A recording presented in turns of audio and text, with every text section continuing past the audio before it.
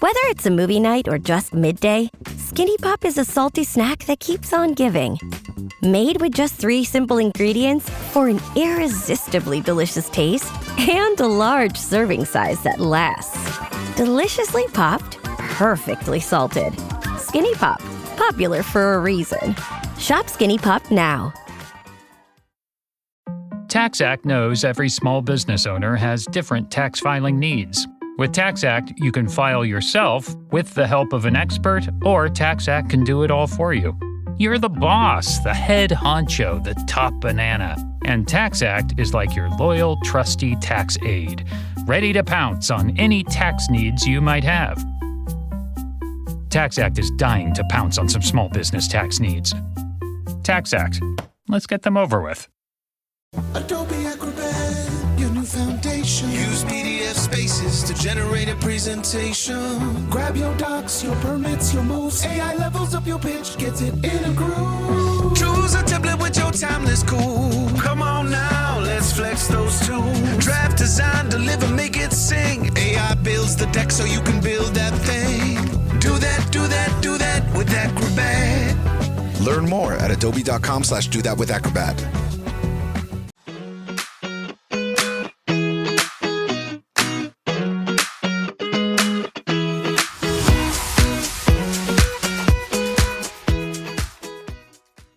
Welcome back to DOCUFILES. I'm Paige. And I'm Natalie.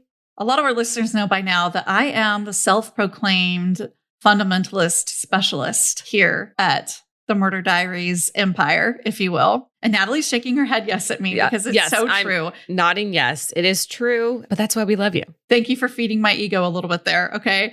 I want to recognize that for this episode, even some listeners might be survivors of fundamentalism or even the IBLP cult that we're going to be referencing today as we talk about shiny, happy people. Before we dive in too deeply, though, I want to remind that in order to join the group chat for next week's episode, watch Ashley Madison, Sex, Lies, and Scandals on Netflix. But for this week, as Paige mentioned, we are talking about Shiny Happy People on Amazon. And the series, at least season 1, covers the Duggar family. They were on TV from 2007 to 2015, and they're a highly conservative Christian Baptist family from Arkansas. They starred on their own reality TV series that was named after them and their ever-expanding brood of children. So first it was counting on, or no, what was it? 14 kids and counting. Those were specials. There's plenty. Yes, they started with specials, and then they got 16 kids and counting. It's 17. Yeah. 17 kids and counting. It's been a long time because this is about 20 years in the making at this point. The first Duggar born on camera was on one of the specials. I want to say it was 14 kids and counting. And that was for Jackson. And he was born in 2004.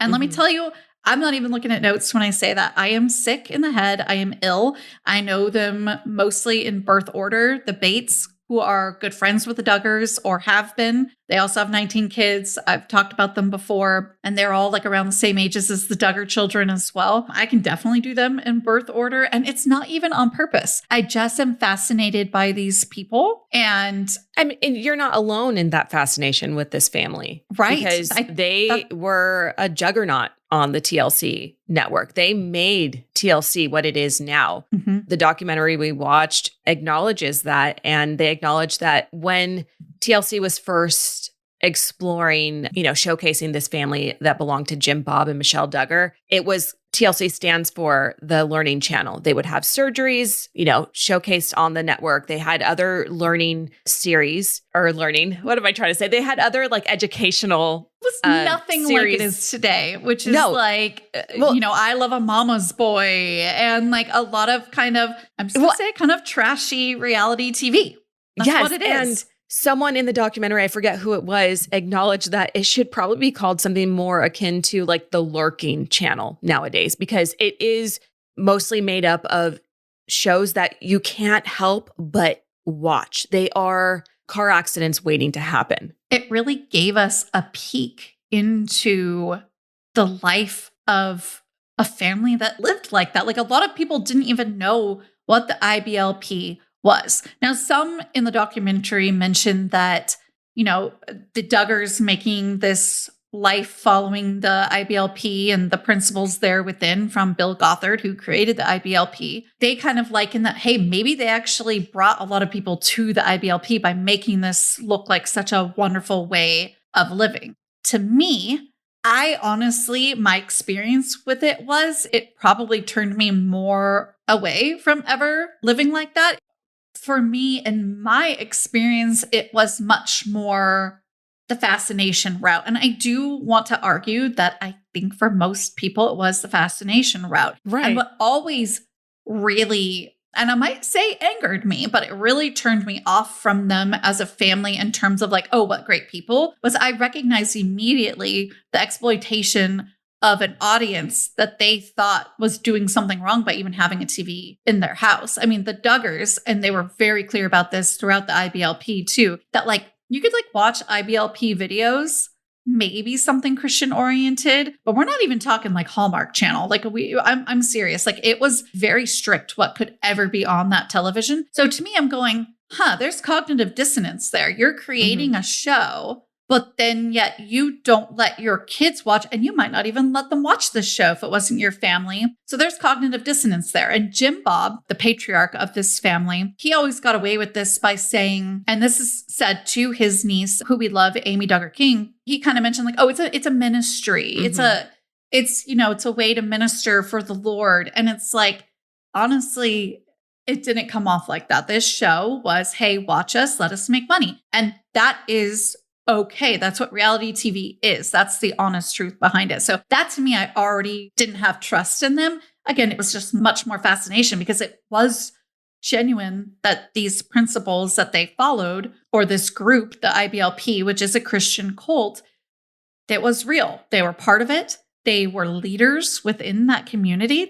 Jim Bob and Michelle still are, because Bill Gothard is not anymore for reasons that Shiny Happy People talks about. But they kind of very much are sort of like a bit leading the pack. I don't know what that looks like, again, because it's kind of a closed group unless you join. So that part was very genuine. So I respected that at least. We can liken Jim Bob and Michelle Duggar's relationship to IBLP in the same way that Tom Cruise is related to Scientology.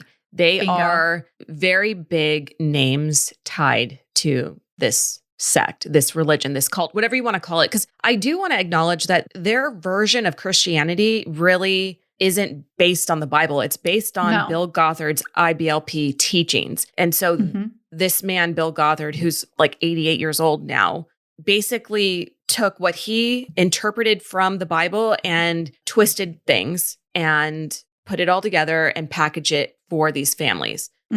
It's a very high control. It is considered overall a cult. There is intense debate behind it. And I have to say that I believe that this is because it's just sometimes hard to believe that things are a cult. It takes a lot of work and a lot of deprogramming to have members come out and talk about the inner workings, because that's really what often can prove a cult, right? Is these experiences and talking about how every piece of their life became intertwined and their finances, the high control of it all. IBLP is characterized by having strict authoritarian rules that also include being isolated from mainstream society. I mean, everything is secular to them that doesn't come out of the IBLP. And the main huge piece of the IBLP is this umbrella. And it's this umbrella of authority. And it teaches you that, the man is the authority. That starts with your father. And if you're a woman and you get married, then that becomes your husband. And the children are all underneath this umbrella. And they talk about things of the world poking holes in your umbrella and Satan getting in and underneath your umbrella. And so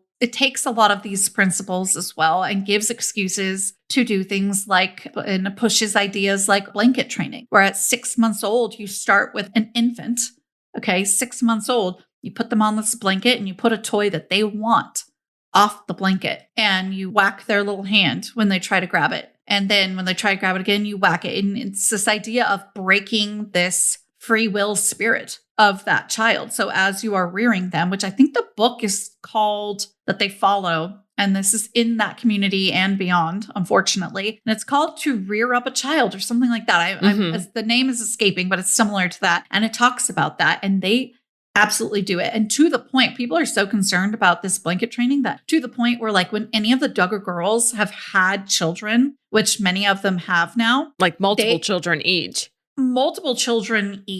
And it got to a point where people were dissecting any of the Duggar girls' social media posts. And one of them posted, I believe, like a story and it had like a blanket in it on the ground. And people are like, is she blanket training? Are they blanket training? Are they, oh my gosh. Like, I hope not. But I mean, who's to know? This is what they've been taught from infanthood and on, that's what you're supposed to do.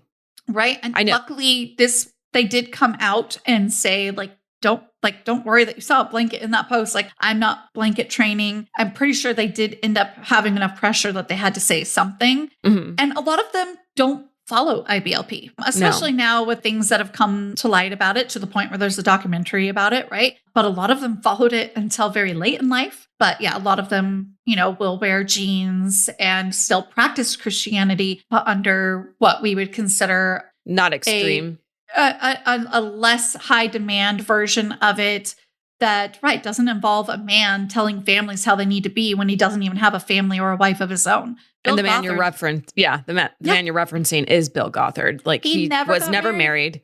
He never had children, yet he was, coming up with how you should rear children and how you should run families. And affecting their lives to the point where these children are abused and they need a rod of encouragement, which is absolutely something that the Duggars employed and was seen in their house. You know what was wild to me while watching this series is I was more of a casual Duggar viewer. And obviously I had heard some things, about blanket training, but to hear Michelle giving a teaching about blanket training in her sweet, cheerful voice, describing how she would basically break her 6-month-old's spirit was it makes me crushing and sickening and disturbing. It's very disturbing. Amy Duggar King speaks about in her book, as well as in Shiny Happy People. And she says about the same thing about this idea of from blanket training on to this rod of encouragement as the children get older. And we're talking like teenagers. So we're like, if you're 17 in the IBLP, you're still getting, unfortunately, you are still getting spanked. And I don't say spanked lightly because it is the same as hitting, because that is what you're physically doing. And they had this rod of encouragement, if you will. And she references, Amy does, that her Aunt Michelle in that cheery, keep sweet voice, if you will. Do you need some encouragement? I think you need some encouragement. And they would be taken into a room and receive said, quote, encouragement. And that is how these children that grow up in the IBLP are treated and reared. And what also makes me so mad is that at the time when it was really popping off, like 80s and 90s and early 2000s, that kind of era, those couple of decades, a lot of these parents didn't grow up in the IBLP. They didn't get that treatment. Maybe they were spanked, maybe they weren't. But all that to say, they weren't being, reared based off this awful book that I can't believe is still like in print. So that really upset me too. The same way that like the TV thing upset me. Like you wouldn't let your kids watch TV, but you'll be on TV to earn money and like exploit us for our viewership. But like I still gave them my viewership because I just couldn't not watch. And I was right there with you watching alongside millions of other viewers. Something else that they brought up too was one of the, I believe it was an ex-IBLP member who had said when she had viewed an episode of the Duggars, she saw a bunch of what one would think are well-behaved kids, but she really knew that to be children whose spirit had been broken. It made her sad. It made her sad. And it showcases how the rod of encouragement, blanket training really is conditioning these children to sit down, be quiet, and behave. And it's just wild that it was done in plain sight. Plain sight, in a group, not alone, normalized. Well, and on TV, yes, we didn't see them get hit with the rod of encouragement, but we saw the after effects. And it makes me consider, is TLC, complicit. Yeah. It makes me wonder a bit too. It also makes me wonder what was hidden while they were filming. And there is this line of production, right? Where how much do you intervene? How much do you not? I know that they had some really good relationships with some of them, and some of the children, some playful relationships with some of the crew. And so again, it does make me wonder, like, what exactly did it look like while filming? Because they didn't film all year, every year, No. It was for a couple months at a time or however long at a time. And then that was that. And then they moved on to another season at another time until like 2014, 2015, the show completely takes a change. And this is because huge news comes out about the oldest brother, who at the time... The oldest child. Yes, oldest brother, oldest child. That's right. And so Josh, who was already married at the time, I think he got engaged around 2008 or so, when he was around 20-ish years old. He had children at this point.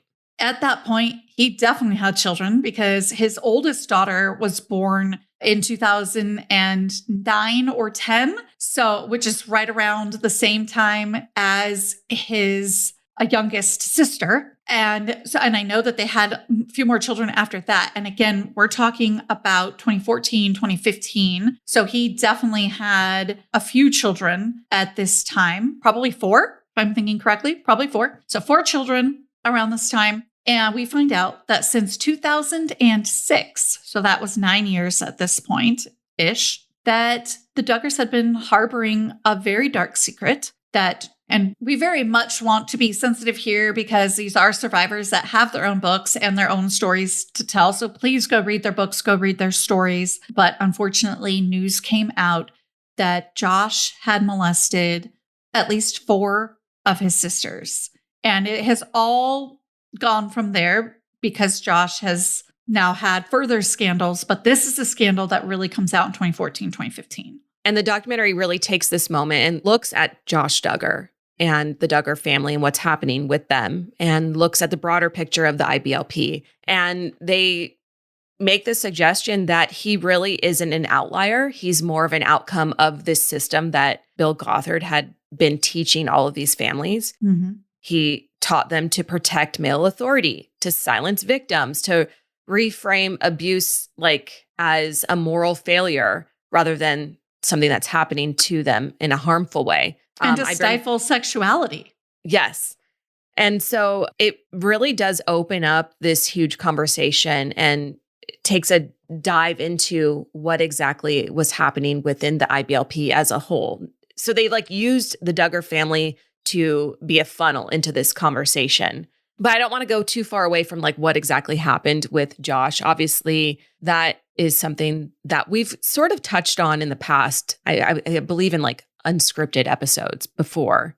Right. I think we were talking about it again because things keep coming out about Josh's case because he had a whole nother, I don't even want to call it a scandal because I don't think that that's a serious enough word, but lack of better word, where it was discovered that he was in possession of child sexual abuse material, or CSAM, on his work computer. When I tell you that he was in possession of CSAM, it is some of the worst CSAM that this law enforcement agency had ever seen. I think one of them was snuff oriented, obviously never seen it, but that is what's been said about it. It's I guess it's known in the world, probably from those who, are in law enforcement regarding CSAM or whatever. But this particular film is awful. And that was just one of them that Josh had. So again, it is some horrific material. CSAM in general is terrible. Of course, this just apparently some of these took it to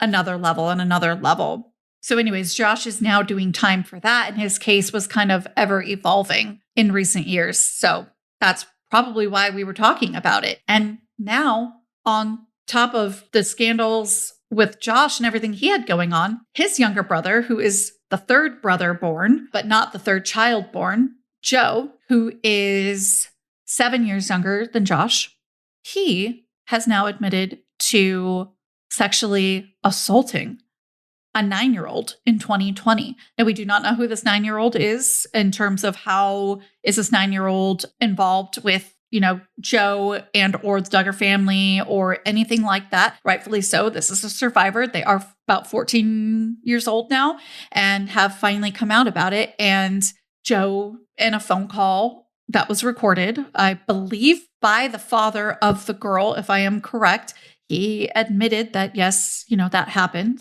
And this has led to a lot of complex things in Joe's case. I think he was underestimating the severity of what he was up against. Again, I think because of a lot of the IBLP's teachings and everything that happened with Josh, but Josh's case was very different.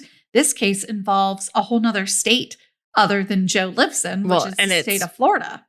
Okay, I feel like everyone is starting a GLP-1 journey, myself included. I actually recently started a journey with some GLP-1s for some health benefits after hopefully losing some weight. I actually have already lost weight, so I'm here to tell you that I am a fan. Something really cool going on in the GLP-1 world is that it doesn't have to be an injection anymore, especially for those that are afraid of needles or just need something that's a little bit more convenient and approachable. Good news, too, is that the pills offer comparable results. So it's definitely something to look into if you've been wanting to try out GLP-1s, but the injection's been kind of steering you away. Ro offers the first FDA-approved GLP-1 pill for weight loss at the lowest cost around. This new pill has the same weight loss ingredient as the shots and packs comparable results, like I said. It can help patients lose 14% of their body weight in a year on average. That's one daily pill for fewer cravings, feeling fuller, with an innovative new formula clinically proven to maximize weight loss. The new FDA-approved GLP-1 pill is available at $149 for the first dose, in addition to your Ro membership fee, and $299 a month for the higher doses. Go to ro.co/diaries to see if you're eligible for the new GLP-1 pill on Ro. That's ro.co/diaries to get started on Ro. Go to ro.co/safety for boxed warning and full safety information about GLP-1 medications. Based on study in non-diabetics with obesity or overweight plus weight-related condition with diet and exercise. Picture this. And honestly, you probably don't have to try too hard to picture it because I'm pretty sure we have all been here, but you're tired, it's midweek, you're hungry, it's getting late, and you're trying to figure out what the heck's for dinner. You have no idea what that is, but what you do know is that you want a home-cooked meal. This is where HelloFresh comes in, because HelloFresh makes cooking, honestly, a little too easy. You get to choose from 80 plus meals every month with flavors from around the world, including Vietnamese, Moroccan, Caribbean, you name it, HelloFresh has got it. What I also love about HelloFresh is that they might be introducing you to an ingredient that you haven't worked with before, but that ingredient, like everything else for your HelloFresh meal, is going to be pre-portioned, ready to go for your cooking experience. Honestly, at this point, I have made so many HelloFresh meals in my day, I probably couldn't pick a favorite, but I'm telling you, anything with their chicken is solid. There's something extra special about their chicken. I love their Frank's Red Hot chicken recipe. I made their chicken pot pie casserole the other night. We loved it. You just can't go wrong with HelloFresh. I am telling you right now. Go to HelloFresh.com/diaries10fm now to get 10 free meals plus a free NutriBullet Ultra Plus 2-in-1 compact kitchen system, which is a $189.99 value on your third box. Free meals applied as a discount on the first box. New subscribers only. Varies by plan. Disclaimer, must order the third box by May 31st, 2026. Hey, what you doing?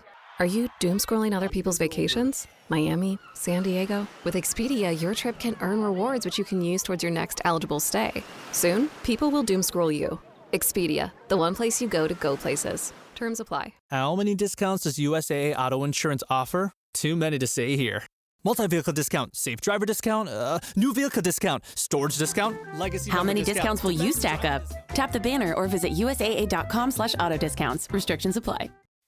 By the time I hit my 50s, I'd learned a few things, like how family is precious.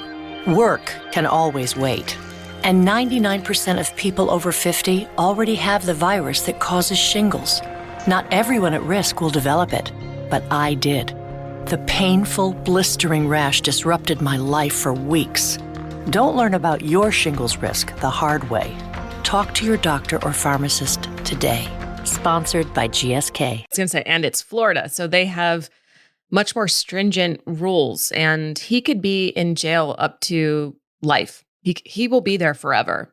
25 years, life, absolutely. There are some phone calls with his wife. Unfortunately, both of them have been arrested with separate charges. Now, Kendra's charges, that's Joe's wife, it's Kendra Caldwell Duggar. She is the daughter of another pastor who was in the Duggar orbit. And, you know, they're exhibiting interesting behavior because it seems very much so like Kendra has now gone into Camp Duggar, away from her family, and that she is not really speaking with her family, or they're not really speaking with her. And I get a lot of this information from a Duggar insider who has Duggar Insider, so it's kind of second, third hand at this point. However, it is very interesting to see this. And I didn't doubt for a second that Kendra would end up going in Camp Duggar. And what Camp Duggar is, we're going to take care of you.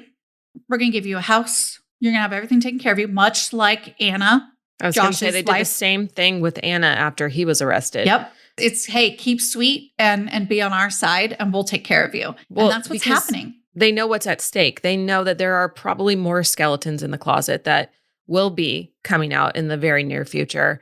Oh, yeah. Did you mention what Kendra was booked on, though? No, and let me tell you what that is. Okay, I was going to say. Because this Kendra, they had to go to the house after Joe was arrested and check out the house, right? CPS is getting involved. They check out the house, and apparently it was very likely in such a state of like disarray. And she has, I think, mentioned things about her health and things like that. I think depression, perhaps, but also certain health conditions that make it harder for her to, you know, not be suffering from fatigue and things like that. But so the house was in not a great state. But more than that, Kendra was arrested for a child endangerment, and false imprisonment. And false imprisonment, because this isn't just, oh, I turned the handle around on my child's door so they couldn't lock themselves in their room on accident. This is so much more than that. Padlocks have been mentioned. We really don't exactly know. There was a document that I saw from this Duggar insider. It's public record. It has to do with her release. And Kendra's release from jail, it has to do with like the conditions of said release. And this release basically says like you can have zero contact with your children. Zero. Oh.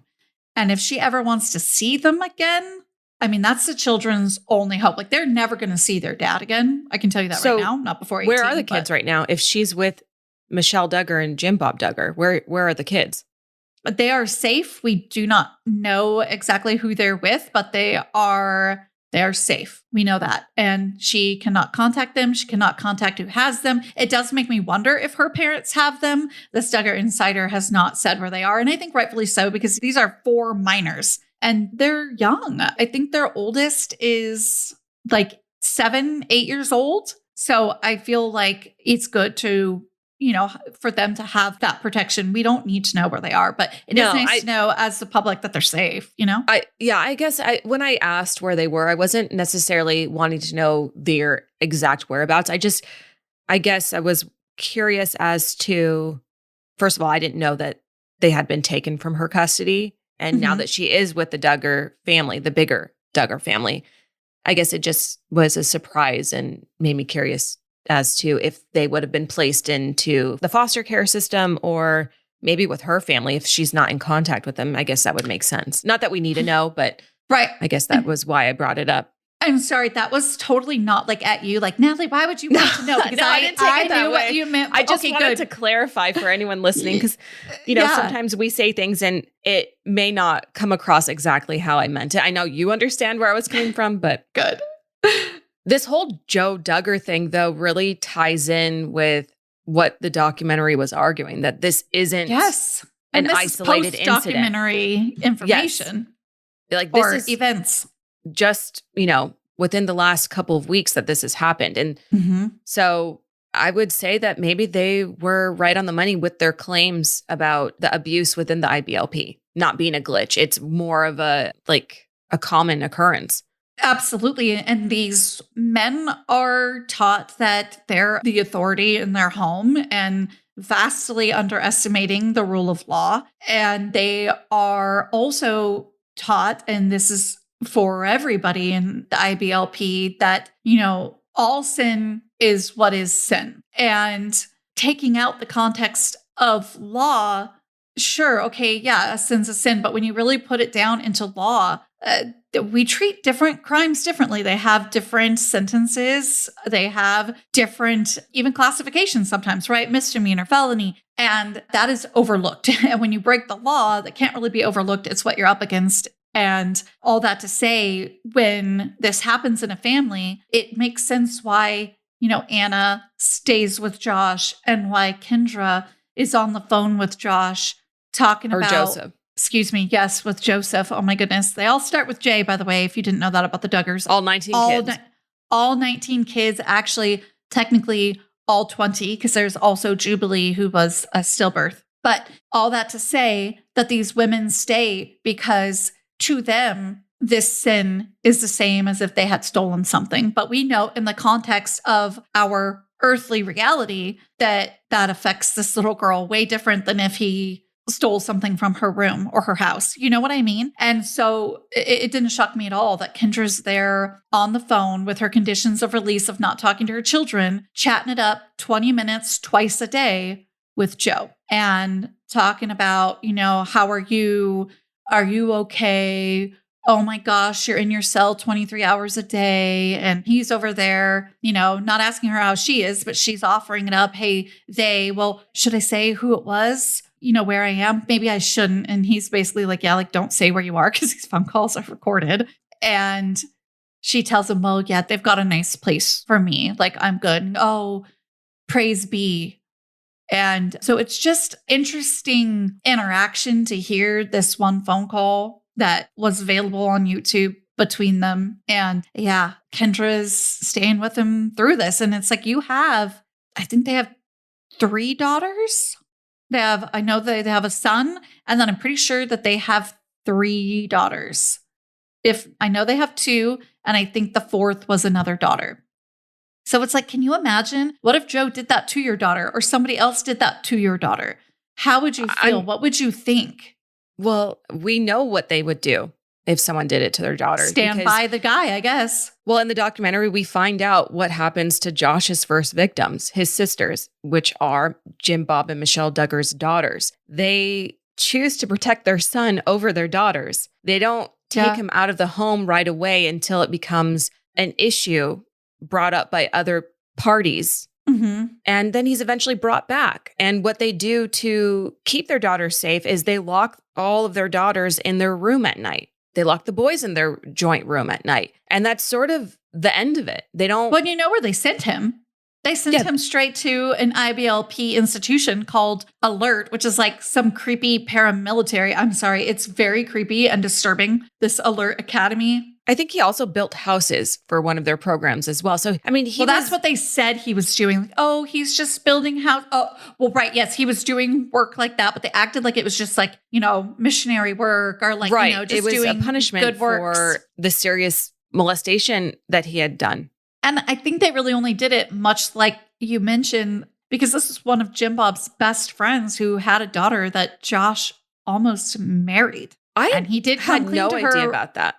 He came clean to her about it, but they weren't going to have Josh tell her until after they were married. And that really, really upset the Hoyt family, which is who is the family that kind of started, the tipping point of way back in 2006 of what was going on when Josh would have been 18 years old. So, well, and I think it just shows that beyond what was represented on TV was also how this family was viewed by others in their community. They had this constructed illusion of wholesomeness and safety and maybe even a little bit of moral superiority.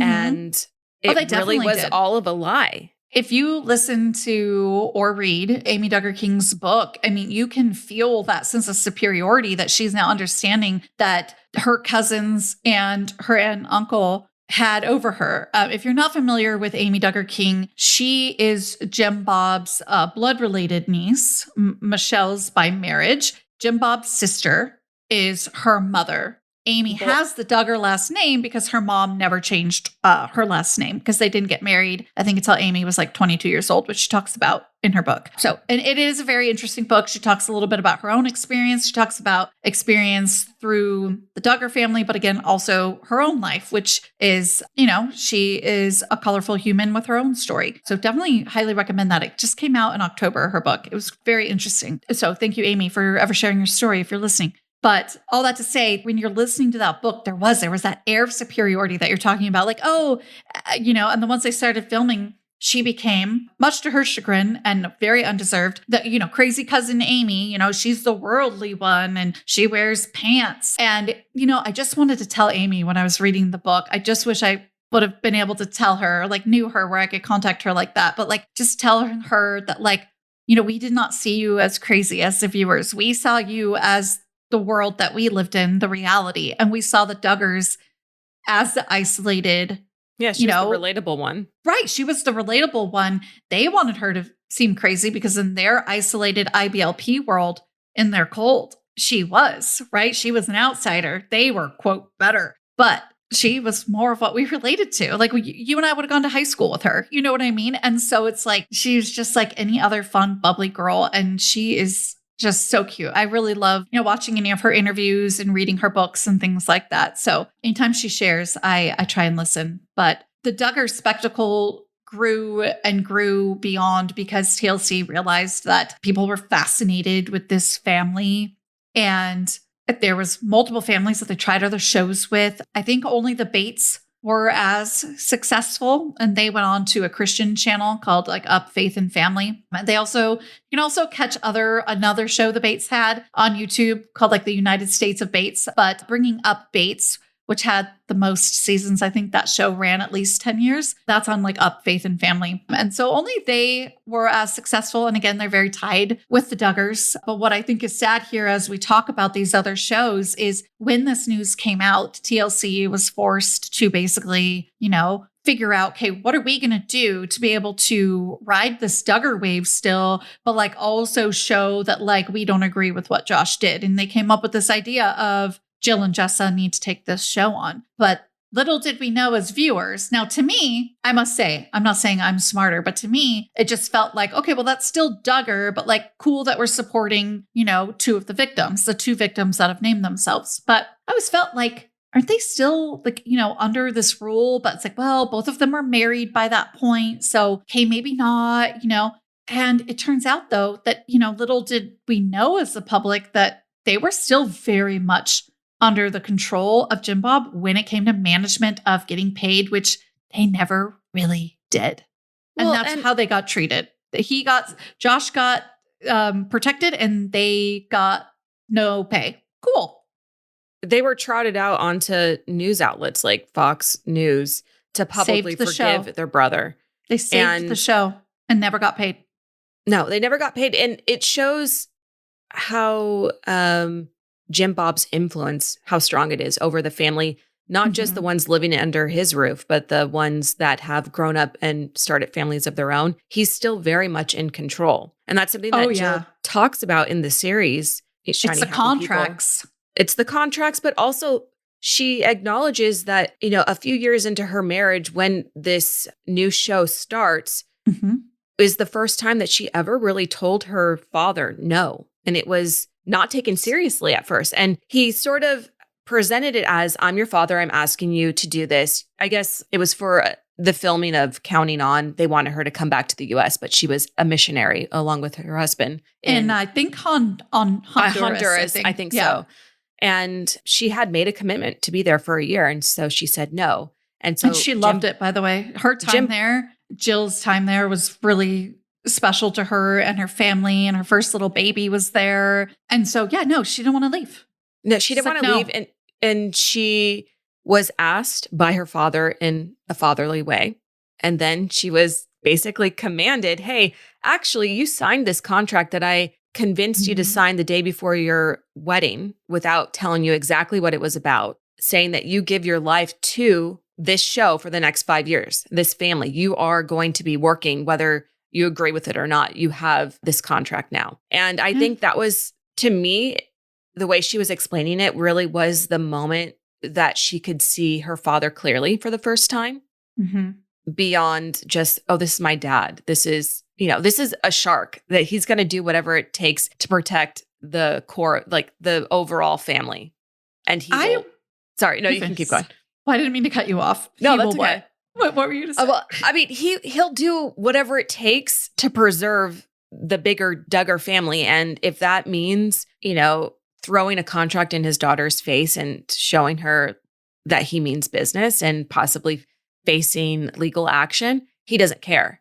I want to say that I would toxically sign anything that my dad was going to ask me to sign because of the trust and rapport we have of many decades of being family. And I think that at the time of her signing, and it's mentioned that, yes, this was the day before the wedding. I was reminded of that from you. Thank you for that reminder, because imagine the headspace you're in when you are an IBLP member and you're about to have a transfer of authority. That's the verbiage that they use to a new husband. They were about to have their first kiss and first time having sex. Like their minds were not on contracts. Nope. Their minds were not on whatever show was airing. They were about to begin this new beautiful chapter in their lives, and they were putting on a wedding. Like, my goodness, we know how crazy those can be. You see her in the special on her wedding day. So the next day after signing said contract, I'm getting married, Pops. And that just broke my heart because I'm thinking about the day before, what he did to her.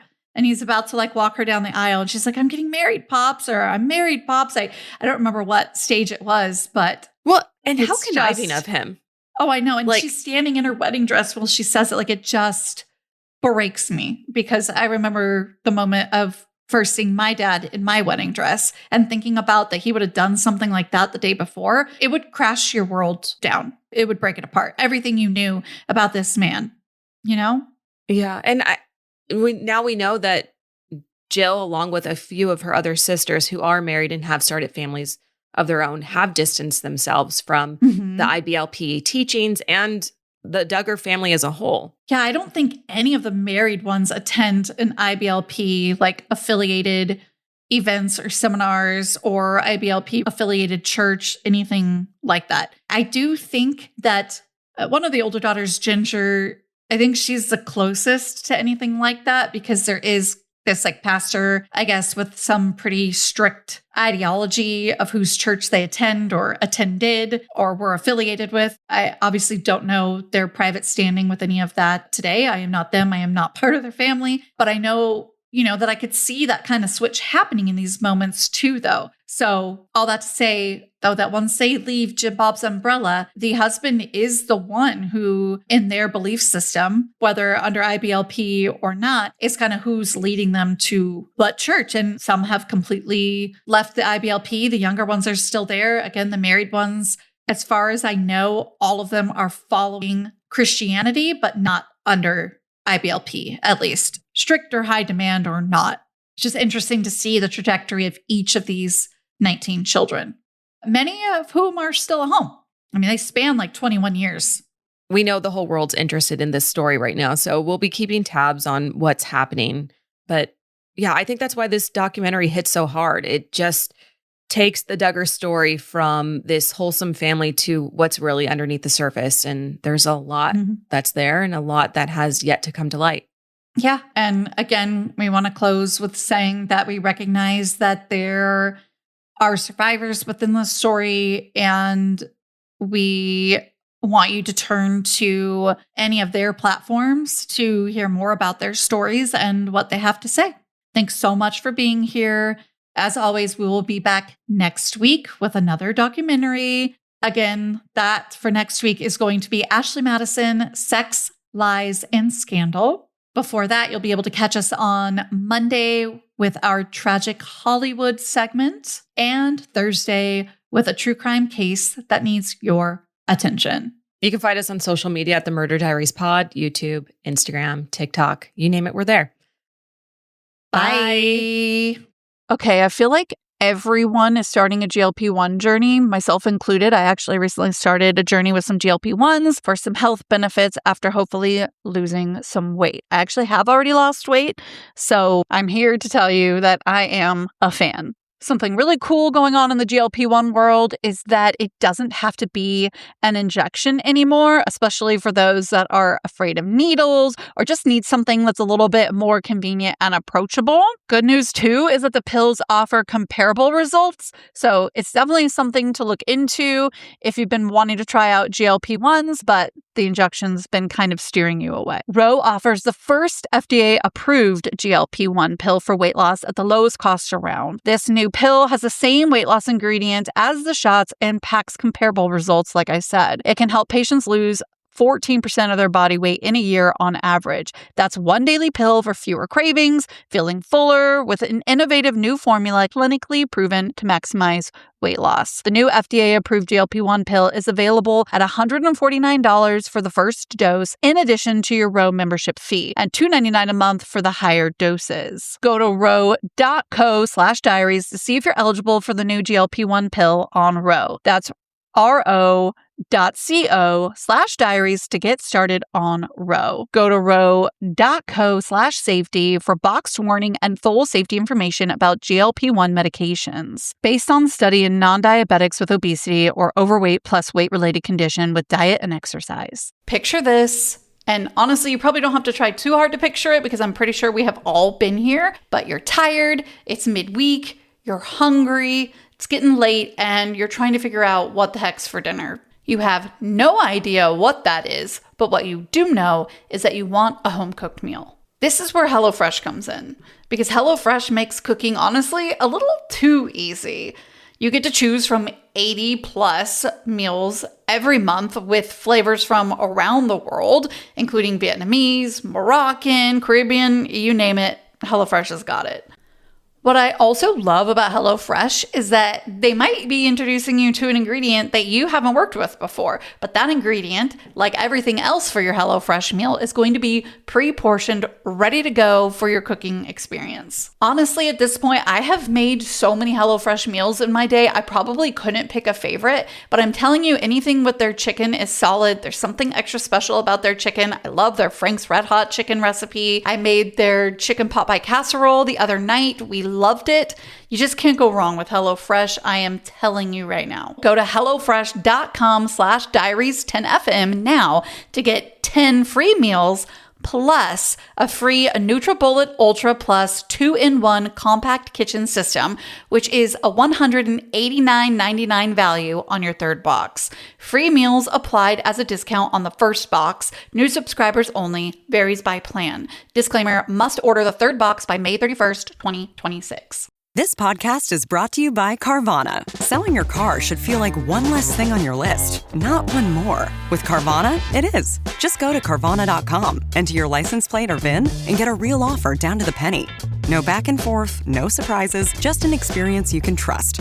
Like your offer? Accept it. Schedule pickup, and we'll come to you with a check in hand. Your car, your timeline, your terms. Visit Carvana.com to sell your car today. Carvana. Delivery fees and terms may apply.